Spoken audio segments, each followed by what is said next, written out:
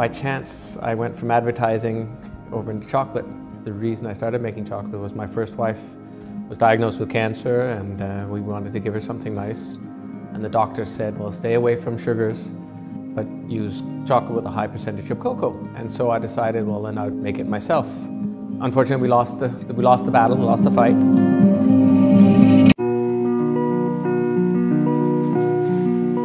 And then I was so lucky to meet a new Danish girl. When I told her I made chocolate, she said, well, that's fantastic, but I'm lactose intolerant, which means I can't use butter or cream. And I thought, well, why can't I just use the preservatives, the jams and the jellies that my grandmother and my mother always used to make, and use that as a base for my ganaches and my truffles and my pralines. And I started working that way.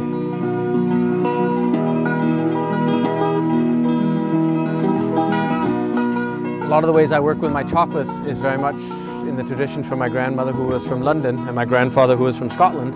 I was brought up using jams and jellies and all kinds of things with fruits, which I think is fantastic. It's almost like thinking back to my childhood of waking up in the mornings and coming out and having the fresh rhubarb jam or fresh quince jelly with the bread, and be able to take that, and it's almost the tranquility and the memories of putting that into a piece of chocolate, I think is really, really nice. It's bringing two worlds together. Being here in nature is really nice because it gives a lot of inspiration, and it gives me the idea to think out of the box. And what I'm finding out here is the water mint, which is wild mint. And what I do is I use my kayak and I harvest it. It's got a very nice aromatic taste to it. It's very sweet, but not too bitter, together with dark chocolate.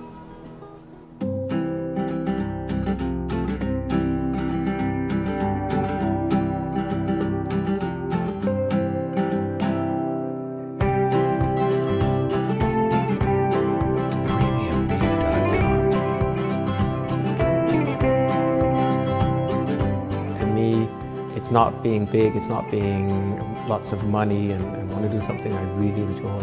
And for me, it's fantastic when you have kids and you have a really busy life, that you have something where you can have this quiet moment, you get to sit and work with it, and you get to stand and to wonder about things or think about things, and I think that's really, really important.